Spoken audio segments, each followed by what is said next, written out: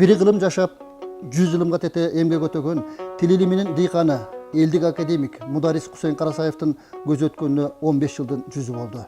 Ал өмүр бою элимдеп эмгек өтөп, жашоодогу бар өмүрүн билим илимге арнап, кыргыз тилинин орфографиялык сөздүгүн, накыл сөздөр, Кусейин нама, 100 түркүм суроого 100 түркүм жооп өңдүү китептери менен толук илимий эмгектери бүгүнкү күндө 30 томдукту түзөт. Кылымдын кемеңгери Улузалкар Кусейин Карасаевдин сөөгү коюлган Каракол Пристан шаарчасында улуу инсанга арналган музейдин ачылыш салтанаты болду. Ага Кыргыз Республикасынын жогорку кеңешинин депутаттары, окумуштуулар, коомдук уюмдун өкүлдөрү менен меймандары, жакын туугандары катышышты. Алгач маркумду эскерип Куран окулду. سبحان ربك رب العزة عما يصفون وسلام على المرسلين. Müslümanlar dolu katarına kavul kılgın, sözün koldu Allah. Ар бир жаз сөзгө чыккандар Кусейин Карасаевдин басып өткөн өрнөктүү жолдоруна, анын мамлекеттүүлүгүбүздүн түптөлүшүнө, тилди өнүктүрүүгө кошкон барандуу эмгегин жогору баалап эскеришти. Кусейиндей атабыздын эмгегин унутпайбыз кыргыз үчүн кылганын. Эл эмгегин айтып бүтпөй ченелип, жазгандары асказоодой тирелип, кылымдарга унутулбай жүрсүн деп, муундарга тарых кылып берелик. Кутмандуу күнүңүздөр менен, урматтуу меймандар. Мына баарыбызга белгилүү болгондой, улуу окумуштуу академик Кусейин Карасаев атабыздын музейине арналган жаңы имаратты ачуу алдында турабыз. Эмесе бүгүнкү салтанатка бардыгыңыздар кош келипсиздер. Бүгін мен сөз киле турган иш болчу. 4 себеп боюнча. Биринчиси, мен Кусейин Карасаевдин лесен укпасамдагы, дарсын укпасамдагы, бирок кийин ушул Москвада окуп жүргөндө, аспирантурада, стажировкада мен өз көзүм менен, өз колум менен ушул Эркин Тоо газетасын бул киши Ташкентте Кыргыздын биринчи гезитин чыгарган ошо. Басмаканада өз колу менен терген Кыргыздын улуу адамы ошол. Анда редактор Эркин Алиев болгон. Бул киши чыгарган. Экинчиси, кыргыз тили үчүн канчалык кызмат кылган. Мына үйдө акынын сөздүгүн бул Кусейин Карасаев сөздүгү өзү түгүл. Эми жанагындай себепке байланыштуу камалып язышмаган деп орустун атынан чыгарышканды. Аны билесиз, туурабы? Туура. Бул Карасаевдин сөздүгү ошол. Андан кийин өзү канча биздин орфо сөз чыгарды, канча накыл сөздөр чыгарды. Чыныгы кыргыз тилинин, кыргыз жеринин дыйканы болчу бул киши.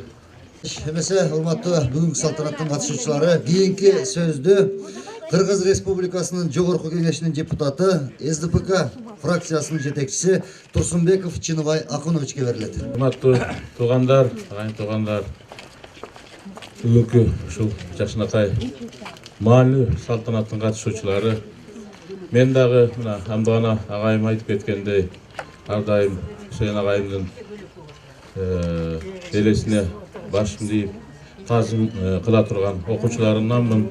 Анткени себеби мен Кыргыз мамлекеттик университетинин филология факультетинде барып тапшырганда ушул Кусейин агайыбыздын дарстарынын акыркы угуучуларынан болуп калдым десем болот. Ошо пенсияга чыгып эс алып аткан экен, бирок баягы университетти иштей албай, дарстарды иштей албай, анан ушу сагынганда келип бизге өзүнүн лекцияларын окуп, Кыргыздын маданиятынын, тилинин, тарыхынын, баарынын тарыхтарын жакшынакай кылып айтып берген ушунчалык сонун аңгемечи киши эле биз фонд коюп угуп, жеке эле биз эмес, башка факультеттин балдары дагы, башка курстун балдары дагы кишиге бизге акыркы лекцияларын окуп атканда катышып угуп калды.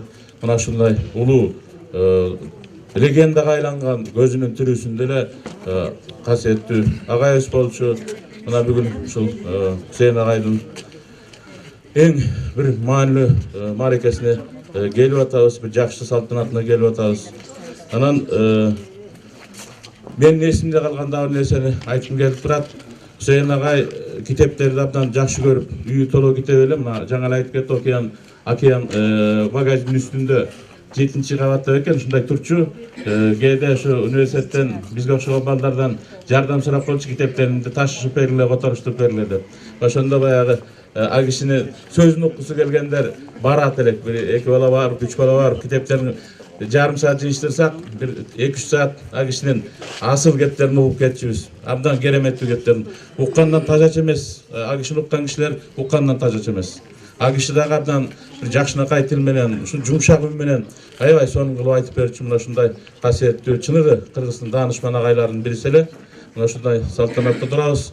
Бүгүн музей ачылып атыптыр. Мен айтар элем, агишинин өзү эле мындай кичинекей киши болгон менен өзүнчө bir чоң Кыргыздын музейи болчу. Агишинин ичинде жан дүйнөсүндө тегил жаңы айтпадым мына эркин тоо гезитин биринчи чыгарганда ошондон баштап эркин тоо гезитинен баштап Кыргыздын биринчи интеллигенттеринин айдыңдарынын баардыгынын тарыхы мындай полка болуп турчу да агишинин жан дүйнөсүнө кирсең ошонун баарын көрсүң жакшынакай кылып тим эле элестүү кылып көрүнүп турчу да айтып берген кезде ар бир Кыргыздын Касым Тыныстан өзгөчө жакшы көрчү баштап баардыгын айтып бергенде ушунчалык чоң элес калчу да мына ушундай киши болчу. Тилекке каршы агишинин ал музейи баары тең кагазга төгүлгөн жок, баары тең мындай сыртка чыккан жок.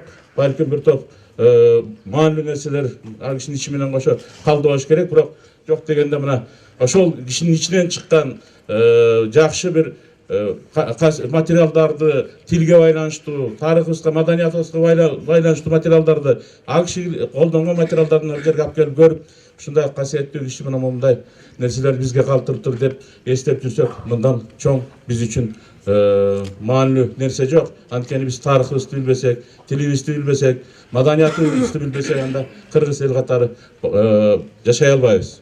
Кыргызды кыргыз эл катары көтөргөн дагы Кусейин агайга окшогон адамдар, ошол саптын башында турган агай Кусейин агай. Ошондуктан бул кишиге дагы жолу таасим этем. Эжебиздин колубуздан да чай ичип калдык эле үйүнө барып. Сизге да таасим ушу Кусейин агайды Кусейин агай кылып, ар дайым жанында жүрүп баардык кыйынчылыктарын кошо көтөрүшүп, башына кыйын күндөр түшкөндөрдө сатып кетпеген жаңгыс адам болсо балким жаңгыс адам болуп жүргөн апабыз болот. Мынакей апабыздын ал жөнүндө баары агай айтып берген. Демек ал кишинин ошол эмгеги унутулбаптыр. Мынакей канча киши келип урмат сыйын көрсөтүп, урмат сый катары келип музейдин ачылышына катышып атасыздар. Ушундай адамдарыбыз Кыргызстанда көп болсун. Эгерде Кусейин агайга окшогон адамдарыбыз көп болсо, Кыргыз мамлекети, Кыргыз эли өнүгүп өсөт. Ал эми Кусейин агайга окшогон адамдарга сый урмат көргөзсөк, анда биздин келечегибиз бар. Рахмат көңүл. Кийинки сөз дагы бир кадырлуу мейманыбыз коомдук ишмер Абдыразаков Ишембай Абдыразаковичке берилет. Учурду эске салгым келип атат. 98-жылы мага бир кат алып келип беришти. Куштун тилинде болгон бир баракка жазылган кагаз экен. Амандашкандан кийин жазыптыр. Ушул эгер мүмкүнчүлүгүң болсо бир келип кетчи, сүйлөшө турган сөз бар эле деп. Анагында жарыктуу киши жазып коюптур. Айтып берген атаң Кусейин, кагазга түшүргөн апаң Айша деп жазып.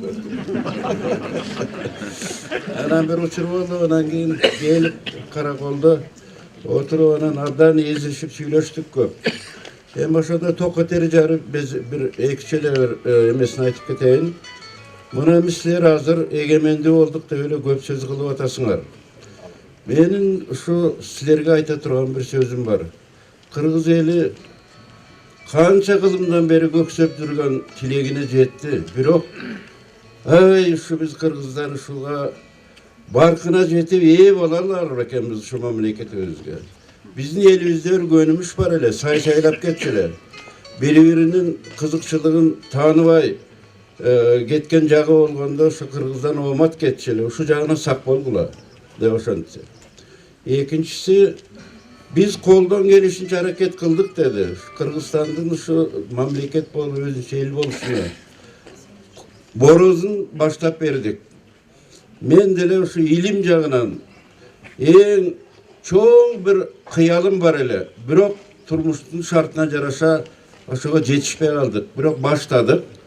Муну улантып кете турган уландар болуш керек. Oşular çıgar beken men şu şenem çıgat. Oşal çınığı ilimdin seresine barmayınca bizde madaniyet olmaydı degen sözde aytты. Anan dağı bir şu aytkanı bu eldin baktısı deydi. Eldi başkaran kişinin nabiri olur deydi.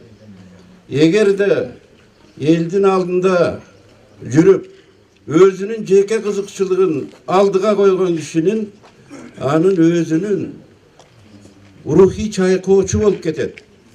Anın özünün aviri örtönüp ketet. Taza kişilerdi. El dep çınığı güygen kişiler gelir beken dep şu Kudaydan tileyim. Dep şunu ayttılar da kalganlarını aytpayla koyayın. Şu kişinin aytkanlarını hazır oylap görsem bir osiyat eken bu. Usul osiyatты dağı bir buyursa terengdetip oşon okukanlardı hem bağı oşa kezde bir öküngönüm bir jana bir mikrofonga жазып alsam bolmok eken. Anan dağı oşonu ele aldığımda biraz murdarak Tuğelbay Sıdıkbek bilen şu söyleşip otursa şunday şuga jakın sözlerdi ayttılar da. Anan toğa bir söyleşkenden batele birazdan keyin ötüp ketti. Hem kanday salkar adamlar öttü. Hem oşonday adamlardın artынан dağı oşulardan kem bolmagan artık bolsa artık bolsun ulanları, kızları, baldары, nöreleri, çöreleri ötsün men oşonu tilep. Rahmat. Сөзді Қырғыз-Россия қызматташтық биримдигинин төрагасынын орынбасары Тищенко Николай Михайловичке берилет. Уважаемая семья, уважаемые гости, позвольте мне от посольства Российской Федерации в Киргизской Республике, от представительства Россотрудничества в Бишкеке тепло и сердечно поздравить вас со сегодняшним знаменательным событием открытия музея, посвященного Хусейну Карасаеву. Отрадно, что в этом историческом месте два великих человека от Киргизской Республики, ученый, который создал первый букварь, и русский путешественник, который, великий ученый, находится в этом историческом месте. Полагаю, что эти два музея, которые находятся на этой земле, они символизируют дружбу между братскими народами России и Киргизии. И позвольте пожелать киргизскому народу мира, добра, благополучия и всего самого доброго. Ну и разрешите мне передать дирекции нашего музея скромный подарок. Здесь фотоаппарат, литература для того, чтобы они запечатляли ход события, истории этого прекрасного мемориального комплекса, который находится здесь. Спасибо.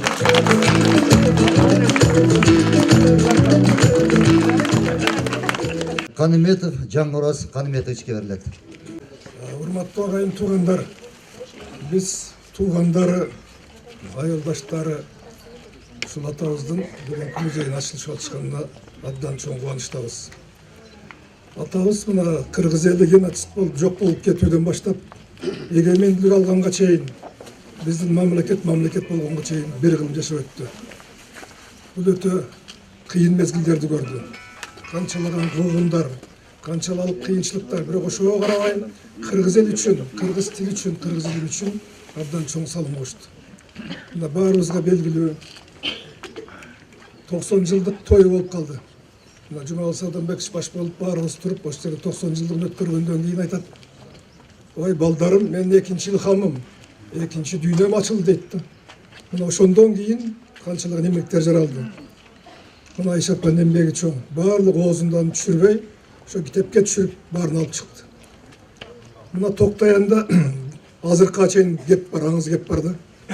Бир кезде Юдахин келип ушул жерде жылдап жашап, чекит чапкандан баштап бүт сөздөрдүн баарын үйрөнүп, ушул жердин бир мүчөсү болуп, ошол жерден улуу сөздүк башталган да. Мына бүгүнкү чейин мына Абдыран Эркебаевич абдан туура айтып атат, мындай айтканда, ошол жерден Саякбай Каралаевди алып келип, Манастын үзүндүлөрүн жазгызып, мына ошол жерден башталганда баардык улуу иштердин баардыгы. Мына бүгүн жалгыз биздин айылдын атуулуу даңктуу атуулу эмес, кыргыз элинин атасы, кыргыз элинин даңктуу атасы Хусейн Карасаевич. мына Айша апа менен өткен өмірі бұл үлгілі үй бүлө. Мұндай үй бүлө Қырғызстанда бардыр, бирок өтө үлгілі үй бүлөдө. Бір-біріне шайкеш келіп, бір-бірінің пікірлерін алышып мында айтқанда. Ушунчалык ынтымакта мына Айша апа атабыздын бүткүл жакшылыгын, бүткүл мында айтканда калган иштердин баарын ушул жазып, чогултуп, бүгүн дагы сакталып турат да.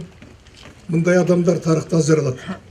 Ошон үчүн бул үй бүлө тарыхтагы эң даңктуу үй бүлө. Мына атабыздын баскан жолун билесиздер мынакей. Канчалык мына Кусейин Касым Тыныстанов, Арабаевтар канчалык кыйынчылыктарда мына 32-жылы атылып кеткен билесиздер. Ал эми атабыз болсо Кудайдын колдоосу менен мына ошол убакта куугун салганда Москвага Юдахин чыгарып сөздүк түзгөн кетип аман калган. Көп кыйынчылыктардан калган. Мына ошентип эмне болду, бул атабыз жүзгө чыкты. Ошон үчүн биздин даңктуу атабыз дайыма үлгү, мындай айткандачы, кыргыз элине үлгү. Чоң жолду басып өткөн адам. Мен айтар элем, мына ушул Жумакан апабызга дагы чоң жакшылык каалар элек да. Ушул артынан түшүп, чогуу жүрүп чоң иш кылды. Мына Каракол шаарынын мэриясына, обл администрацияга, ошондой эле Кусейин Карасаевди дагы мына Абдыган Эркебаев баштаган даңктуу адамдар ушуларды көтөрүп, эмгектерин алып чыгып, бастырып ушинтип тургандар абдан көп да. Ошон үчүн баарыңыздарга биз чын жүрөктөн рахмат айтабыз. Баарыңыздар ушул атабыздын арбагы колдосун. Бүгүн чогулуп отургузган ырга дагы атабыздын даңктуу жолу кылымдар жашайт. Кыргыз элине үлгү боло турган адам. Ошон үчүн атабыз кылымдар жашасын. Мына жерде мынакей азыркы эле орустун өкүлү айтып кетти эле. Мына ушул жерде эки улуу адамдын жатышы, достуктун биримдиги кыргыз элинин өсүп өнүшүнө дагы чоң таасир берет да. Ошон үчүн элибиз аман болсун, мамлекетибиз түптүү болуп, мен дайым жакшылык каалайм. Баарыңыздарга рахмат айтайын. Экинчи Айша апа менен Жумакан апага биз бир түптүктөрдүн бир аз белеги бар, ушуну тапшырып коелук. Ийгиликтер, жакшылыктар коштолсун. Чоң рахмат.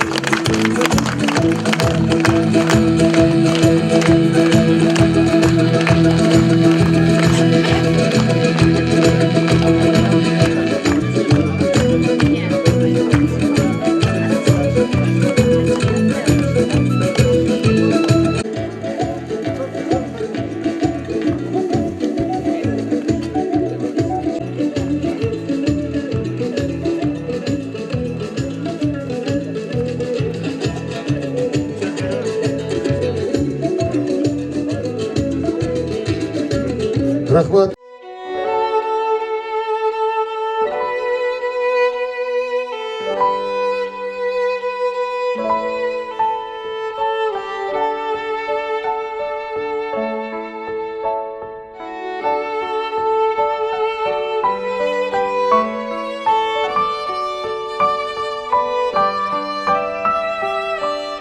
Урматтуу агайын туугандар, бул атабыздын арбагына элесине бир топ жакшы сөздөр айтылды. Мен дагы булардын баарына кошулам. Эми Дагыстан келген улуу инсандарга биздин бүгүн ушул атабыздын арбагын сыйлап, арбагына элесине таасим кылып келген адамдардын баарына рахмат айтам. Мен дагы бул Ысыкөл коомдук фонду атайын мындан 13-14 жыл мурда түзүлгөн. Бунун түзүү максаты ушундай жалпы эле көлдө эмес, улуу кыргыз элибиздин арасынан чыгып унутулуп бараткан, элеси элде калбай калган адамдардын ушул урпагын улап, ошолордун китептерин чыгарып, ошолорду биздин элибиз унутпай калса экен, ошолордун артында бир жакшылык калса экен деп чыгарып аткан коомдук уюм. Бул коомдук уюмдун чыгарган иштерин өзүңүздөр билесиз. Жусуп Абдрахманов, биздин Касым Тыныстанов, шоңдөнгөн инсандардын чыкпаган китептерин чыгарып, андан тышкары ушу үй бүлөйүн өткөргөнгө өзүнүн үлүшүн кошуп, колунан келген жардам кылып келатат. Бул Ускөл коомдун башында өзүңүздөр билесизби, бүгүнкү ушул улуу бишкектен келе албай калган улуу аталарыбыз, абаларыбыз турат. Мамбет абабыз, Мамбет Мамакеевич, Сонунбаевич, Бешева Акуновичтер турат. Эрсулан Жакиевичтер турат. Кишилердин атынан силерге дагы рахмат айтам. Атанын арбагы ыраазы болсун. Өзүнүн үй бүлөсүн, бала бакырасын, небересин Кудай өзү колдосун. Жалпы кыргыз элибизди колдосун. Ушундай улуу инсандар кыргыз элинен чыксын. Бул кишинин жолун уланта турган адамдар чыксын. Мен ушуну каалайт элем. Силерге чоң рахмат. Мен дагы фонддун атынан эжеге музейдин директоруна ушу фонддун атынан биздин салымыбызды кошуп коебуз. Рахмат. Кийинки сөз Ишенкулов Тилектеш Ишенкуловичке берилет. Кымбаттуу жердештер, биздин асыл апабыз Айшени. Мен уш жерден кичине озунуп айта турган маселе мындай болуп атат. Эң эле бактылуу адам бүгүн уш жерде сүрмөтөп отургандардын ичинен өзүн ушал жеңил сезген, элпек сезген мына Айшенебиз болуп атат. Эмне дегенде Кудай буйруп 102 жашка чыгып, абышкасынын эстелик үйүнүн ачылышына катышып отурат. Мындан артык кандай бакыт болот бул киши үчүн? Эжени ушуну менен куттуктап коелу. Экинчи маселе мына бул жерден Жангороз абдан жакшы айтып кетти. Аксакалдын аксакал болушуна теңдешсиз эмгек кошкон, теңдешсиз салым кошкон ушул киши болуп эсептелет. Өзүңүздөр билесиздер, эң алгачкылардан болуп биздин педагогикалык техникумду Гүлүпаканды чалып эжелер менен бирге бүткөн ушул эжебиз 1927-жылы СССРда биринчи чыккан киного, Жашыл Саябан деген киного артистка болуп катышкан. Ошол учурда азыркыдай эле тыртактатып эле шиштакка кийгизип, Алатоонун ай чүрөгү, ана миссис Фрунзе, миссис Талас деп эле чыгып атпайбы? Бул киши ошол учурда Кыргыздагы номер 1 сулуу киши болгон. Муну айтып кетүүгө биздин парзыбыз бар. Мен жакында бул кишинин ошо техникумда түшкөн сүрөттөрүн баарын көрдүм. Жүмелет тиги мөңгүдөн түшкөн мөлтүрдөй болгон татынакай сулуу кыз отурат. Анын сүрөтү бар менде. Аны ала келген жокмун. Ушуга байланыштуу биякта айтып кетти. Мен эми сөз узартпайын. Мындай залкар 1000 жылда бир жаралат деп поэма жаздым. Ошондо эже жөнүндө бир сап бар экен. Аны бу тапшырып кетем бияка. Ушул инсан талантанын уч кыйырсыз кең экен. Жазгандары Толстойго тең экен. Ошолорду топтоп басып жыйнаган кош түгөйү Асыл Айша эне экен. Ушул инсан даанышмандын аялы. Ансыз билбейм кандай болмок аягы. 70 жыл ал экөөнүн өмүрү кайталангыс махабаттын баяны деп дөөрттүрмүн. Анан айта турган маселе, кымбаттуу жолдоштор, мынакей бүгүнкү окуя тек гана Каракол Прижвал шаарынын салтанат эмес. Ошондой эле касиеттүү биздин көл кулабыздын эмгекчилеринин салтанат эмес. Жамы журтубуздун, бүткүл Кыргыз Республикасынын Кыргыз Жумуртиятынын коомчулугунун, маданий, адабий, көркөм ишмерлеринин, ошондой эле жалпы биздин мейли өкмөт болсун, президенттин аппараты болсун, биздин улуттук чогулуштун өкүлдөрү болсун, мына ошолордун майрамы болуп атат. Мына биз ага күбө болдук. Буга айта турган маселе да бар кошумча, биз шаардык мэрияга, ошондой эле эмкеме, бияктан атайлап келген Абдыган Эркебаевичке, Чыныбек Акуновичке, ал жоонтоп депутаттарды бир эмеге бата турган, жанагы маршрутка бата турган депутаттарды алып кетип, чоң рахмат. Бардык бул жерде туруп атышат. Мына ушул сыйлагандык болуп эсептелет. Тек гана бул кишини эмес, жалпы мынакей Абдыган Эркебаевич айтып кетти, туура айтты. Ысык көлдөрдүн мекени, ысык көлдөрдүн мекени эмес, жалпы Кыргызстандын мекени деп. Мен буга толук бойдон кошулам. Анан эми өзүңүздөр билесиздер, биздин Бишкек гуманитардык университет Аксакалдын атын алып жүрөт. Аны жашап бергенбиз, алтын тамгала менен жазылып турат. Тургунбай Сыдыков эстеликтин макетинде, эскизинде баарын түзүп бүттү. Каражаты кичине кыйналып атабыз, бирок Кудайга шүгүр, ушу 2 жыл майга чейин узундугу 4,5 метр болгон эстелигин ошонун алдына коебуз. Анан биздин директор келмегеле келе албай калды. Ал мени ал кишинин кеңешчиси катары жөнөттү. Колун коюп туруп, момундай татынакай немеге куттуктоо жазып келдик.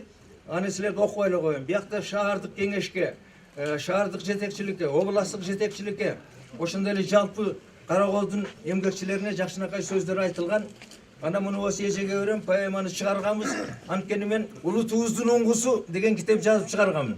Анын түзүүчүсү мынакей Айша апам болгон. Бүткөзүн өзү топтоп берди. Мен эки айга жеткизбей чыгарып туруп китеп бат эле таралып кетти. Бу кишинин баскан жолдорун айтты. Эң эле негизги булун эрдиги жанагы Эркин Тоо деген гезитти Ташкентте араб араби менен жазган учурда башынан аягына чейин бу атабыз Хусейин атабыз жазган колу менен сүрөттөрүндөн эч нерсе жок. Бул бир. Экинчиси 65 000 сөздөн турган, атоолордон турган орфографиялык сөздүктү түздү.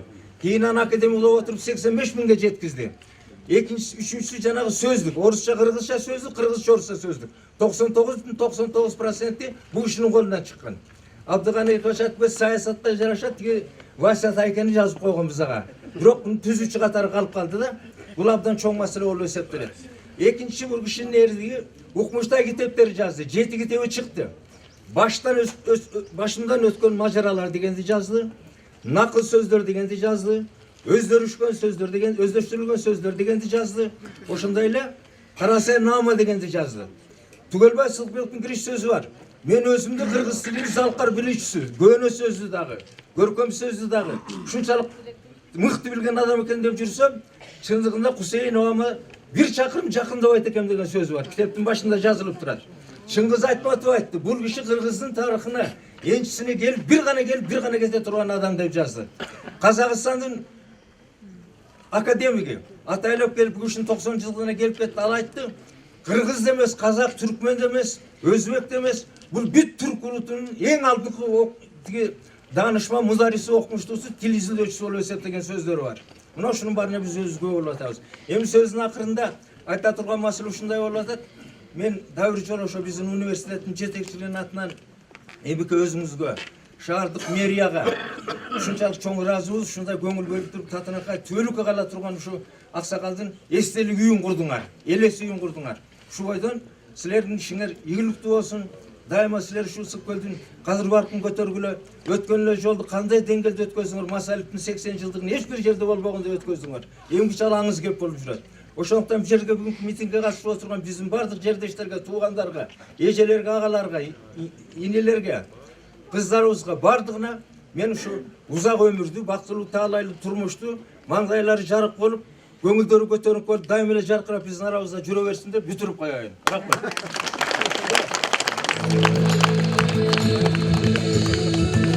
Ана курбан бербейли деп коюн 2220 сомго сатып алдым. Рахмат. Давлет Алиев Үсенбек мырзага берилет. Мына бүгүн ушундай бир сонун тоюн үстүндө туруп атабыз. Эми бир кылым жашаган кишилердин арбагын козоп сүйлөгөн учурда той болбогон эме бар. Той да бүгүн мынакей музей ачылып атыптыр. Ушул музей мураскана келечекте жаштарды, бүт келген адамдарды өзүнө бурган, тарбиялаган бир улуу мураскана болушун мен каалайм. Анан эми айтылган сөздөрдүн баары айтылды. Бул жогоруда айткан залкар адамдардын сөзүнөн кийин сөз деле калбай калат экен. Мен ушул атабыздын бир гана сөзүн сиздерге эсиме келип атат, ошону айтып койгум келип атат. Ошол баягы улгайып акыркы күндөрүндө жакындап калган ал киши билген экен да. Ошондо айтып атпайбы? Өмүр жиби улам кыскарып, улам ичкерип, качан тырс деп үзүлүп кетет экен деп корктум дейт. Себеби алмадай баштын ичиндеги 70 жылдан бери жыйнаган казыналардын баары калып калабы деп мен ошондон коркком деп ошо киши айтып атат. Анан да айтып атат, ушул жаштарга таалим болсо керек.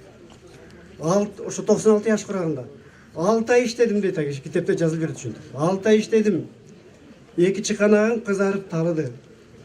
Ошондо жашымда кылгым мээнетти, караганда кылгым дөлөтү деген сөздүн маанисин мен ошондо түшүндүм деп айтып атпайбы. Ошо 96 жашка чыккандан кийин ошол жана өздөрү көтөрүп жүргөн сөздүн маанисин ошондо түшүндүм айтып атат. Анысында эми айта берсек көп. Урматтуу Айша апа, сиз абдан бактылуу энесиз. Ушунчалык бактылуу энесиз, бир кылым жашап, ушундай торкулутууга катышып, ушундай балдарыңыздан жашынакай сөздү угуп, жарпыңыз жазылып отурган Siz odan dünyadagi baktlı adamların birisiz. Baktlı bolunuz, baldarınızın жақшылығын көріңіз. Дагы ömürüңüz uzun bolsun. Şu toy kılan emesin, жақшылық болсын туғандар. Рахмат. Қазіргі сөзді Мамбет Мұқаш Самалықовичке береміз. Мұқаш Самалықович келіңіз. Biz üçün çoğun ulu gün bolup atat. Ulu insanımızdan, ulu bayağımındayça ayтканда mudaris деп айтат экен. Bu kişiden azırkı maalda aşıp ketken Kırgızda Kırgız tilin ушунчалык деңгээлге жеткирген, дүйнөгө билдирген дегендей адамыбыз bir жаралат болуш керек. Ана мен bir окуяны айтып коеюн. 1992-жылы мен типте биринчи замаким болуп турганда бул кишинин 90 жылдыгы Түгөлбай Сылыкбектин 80 жылдыгы деп үйүнө барып калдым. Эртең менен ушу океан деп азыр айтпадыбы Айша апа? Ошол жерге барып эртең менен бир 9-дан бир 10-15 мүнөт өткөндө үйүнө кирсем, Айша апа сүттөп чайды алдына коюп, ысык нанды коюп, анан угуттан 2 кашык кадимкиле баягы бозо бышырган угутубуз бар эмес, ошондон обязательно порядка менен күндө берем деп анан ошол жерде угуттан берип, абышкасына мына Жангороз ханым эч айтып кетпеди, абышкасын абышка кылып, Кусейин Карасаевди кылган ушу Айша апабыз. Кол чаап коюңуздарчы Айша апабызга. Мен ошондо ушунчалык кубандым. Үйгө келип мен келинчегиме да айтып бердим. Ой, ушу абышкасын ушундай багат экен. Ошон үчүн ошол кишинин акылы да тунук экен, өзү да тунук экен, сөзү да тунук экен деп ошондо бир 2 сааттан ашык сүйлөшүп отурдук. Эми Кытайга баргандан баштап, Казакка баргандан баштап бүт баардыгын бүгүнкү күндөгүдөй айтып берип атат да, мен ошол кишиге ушунчалык чоң баа бердим.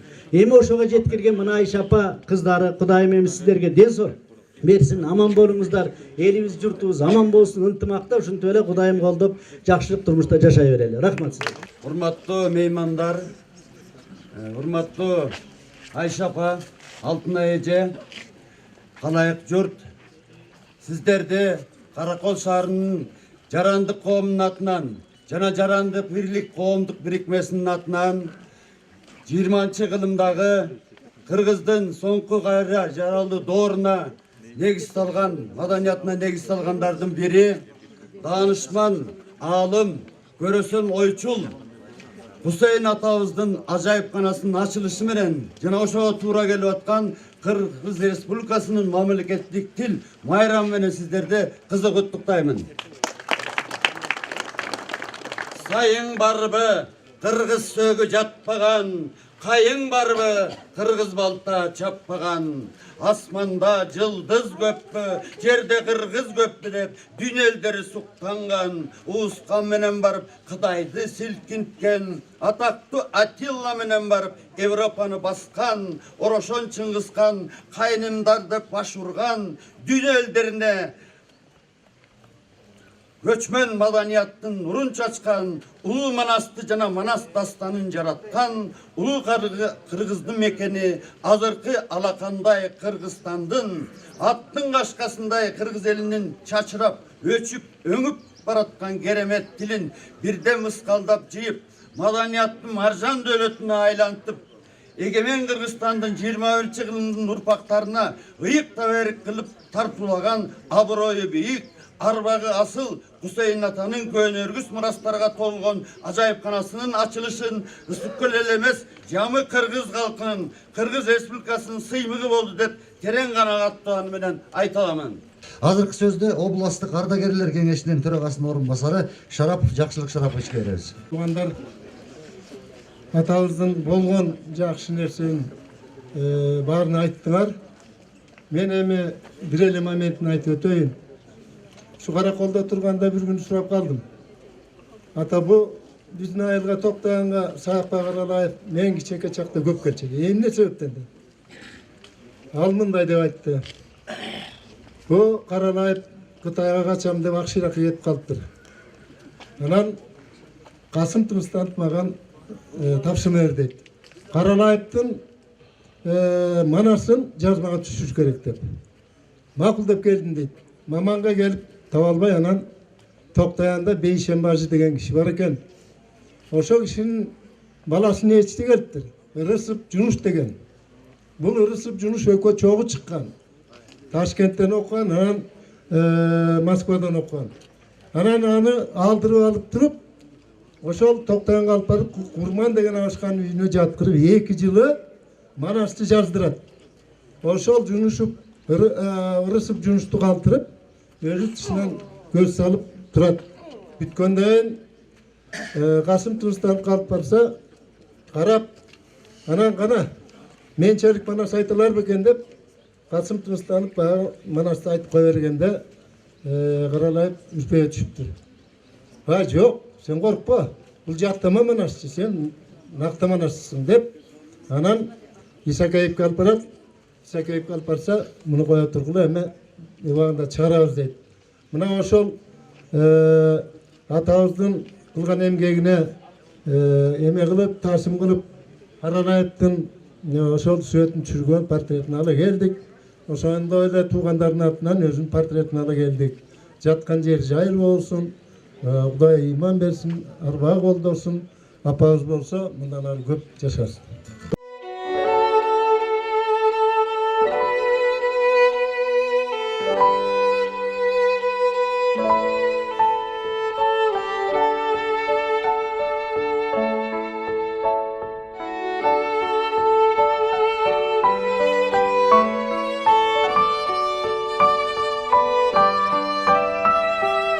Урматтуу туугандар, мына ушул Кусейин атабыздын даңазалуу болушуна Айша апабыздын эмгеги зор деген бир жакшы чындык кепти айтып атасыздар. Айша апабыздын бүгүнкү күндө өзү турганына, Айша апабыздын бүгүнкү түндө көзү турганына биз үчүн чоң бакыт. Андыктан бардыгыбыз азыр мына ушул жакшы бир кол чабуулар менен сөздү Айша апабызга берели. Өтө урматтуу кыргыздарым, Кусейин ооруп жатканда айтчу эле. Мен жаш кезимде көп иштедим. Иштей берип, 2-3 машинени иштен чыгарганмын. Көп жазгандыктан бармактарым ооруп чыдабай кетчү элем. Ошондо мен машинени багичене бергим эле.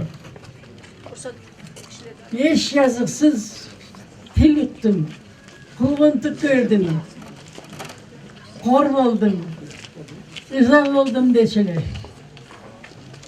Кайда менин бирге иштешкен курбуларым кайда деп Касымды, Арабаевдарды айтып атпайбы? Ошентсе мен айтчумун, ай, аларды эмне кыласың? Алар жазыксыз кеткен алар. А сен мен эле жанымда отурбайсыңбы десем, күлүп койчу.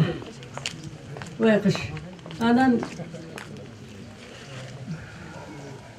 бул киши көп тил билчү. Уйгурча, татарча, башкырча, казакча, монголча, арабча, фарсыча, иранча иши кылып 6-7 тил билчү. Көп тил билгенден кийин элди аралап, журтту кыдырып жүрүп, сөздүн тегин билип алган турбайбы? Ошон үчүн ал киши айтар эле. Мен 30 том эмгек жаздым. Кыргыздын тили бай, кыргыздын тили сулуу дечү. Анан көп тил угуп, көп кордук көргөнүмдө ыза болчумун. Ошондо жазганы бар. Мен де далай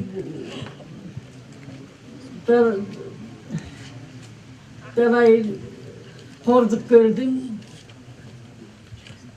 катуу жерден өттүм, жазыксыз кулгунтук көрдүм деп анан кийин ырдап койчу. Мен де далай көргөмүн, катуу тордон өткөмүн, айласыздан далай жашы төккөмүн деп. Aktı yaşım, ağardı saçım, ne görmedi baykış başım deyip kederlerdi yazıp taşlap koyuverişiyle. Yani köp tayak yiyip, köp korduk görüp, köp puğuntuk görüyordu, ızap olup, zaman kafa oldu orada, kor oldum. Hiç aybım yok, hiç tuğrames işleri yasagan yok mu? İşte öyle geçimin der. İslediğim tilge varıptır. Udak surakta. İslediğim bir dinecası böyle tuttun da oturattıydı. Ben Cöntürbey. Ben canından ele Leningrad'ın üniversitesini bitirip geldim. Baştaşı'yı bitirip geldim dedi. Dese al kişi Oruşça ayavay boktup sövüptür. O şeyse aytıptır. Sen ne için Sovetlik üniversitesi tildeysin? Dese canında tapanca tuğan değil. Şu tapanca bile durdular değil. Ben dişim diye iki üç dişim ırgıp gitti değil. Anamdan beter abdan kafa oldum değil. Anamda milli emirlerin, saldatların çakırıp at git dedi değil. Alar beni üç saldat artıdan aldım ben barırlı koltukta basat dedi, kasat diye oyladık şey dedi. Tivemem ben, özüm basam, özüm baram dedim değil. Arabayı etsem ile atığa bürülgen ne de söyle? Kamera girgizdi değil. Çoğu kulpularını salıp koyup ketip kaldı değil. Kirsem ki Özbek jigit oturuptur deydi. Turak alışı bile müştümün tüyüyle meni ulatırgan boldu deydi. Seni bizge atayı tınçıqılıp jiberdi. Sen emne aytkan turasın, emne degan turasın, emneye geldin bu jerge dedim. Anan ayttım deydi, yoldaşlar, ben dele seni okşap geldim. Ben dele hiç kanday ayıbım yok. Desem anan keyin yesine geliştik şey deydi. Namaz okuvaldı deydi. Namaz okuvaldınızlar mı desem, ya sen bilmeysin de namazda. Okuduk dedi deydi. Yok men bilem, menin atam 6 yaşımdan ayet okutkan. Oşol moldalar meni Kur'an okuvaga, namaz okuvaga üretken bolçu bilem namaz okuvanda. Dep aytışa getip, Kur'an'dan geltirip bu kişi Kur'an'dan batı okup mazmunun bilçiler. O şetkelerin alar dost bolup meni mağa yaxşı görüp tamağına verip sen gelip çırgap kaldık. Ülkem yaxşı bir kişi gelsin dep emetip kaldı dedim. Bu şey tildi köp bilgenden keyin elder alıp jurttu kıdırıp жүрüp sözdün köp sözdün tegin biliyor olganda.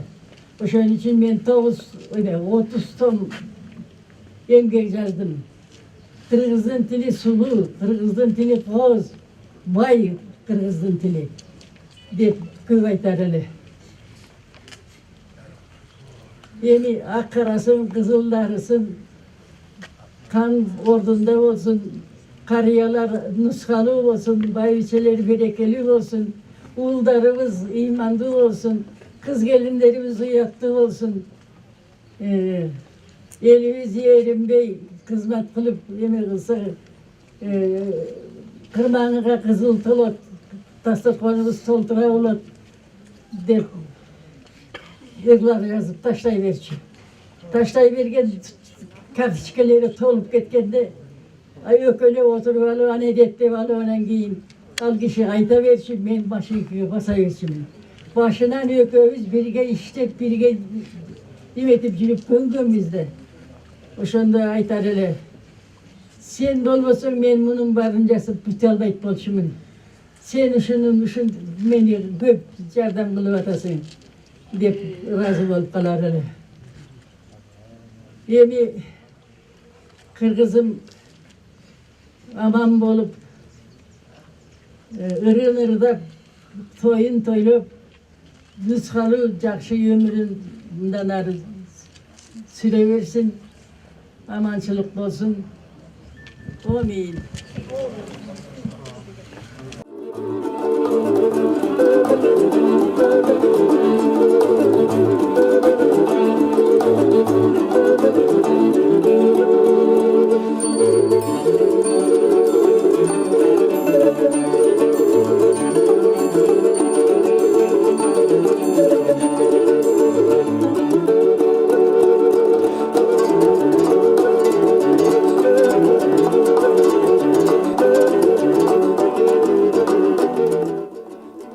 Кусейин ата эмгек кылуудан эч талган эмес.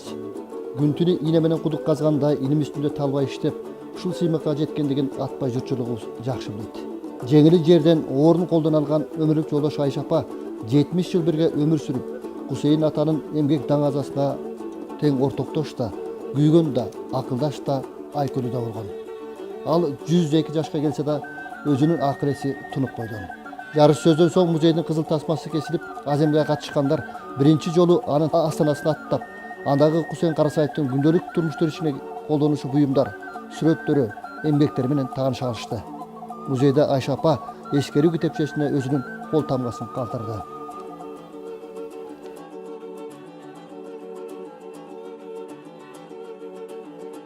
Данышмандардын улуулугу күндөй мээрим чачкандыгында. Мээрими тегиз чачылып, элине эмгеги сиңген адам Кусейин Карасаевтай бартуу да, улуу да боло алат.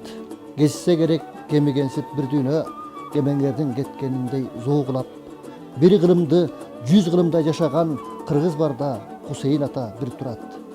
Тилде болуп касиеттүү мээр чөбүң, тил байлыгын сактап келдиң өзүңдөй, өссө өчөр, бирок өчпөйт кыргызда ташка тамган басылган ыр сөзүңдөй. Бир кылымда 100 кылымдай ой топтоп, жашаш кыйын ташка тамга баскандай. Учкул доордун учкундарын сапырып келип кетти кайталангыс бир бакай.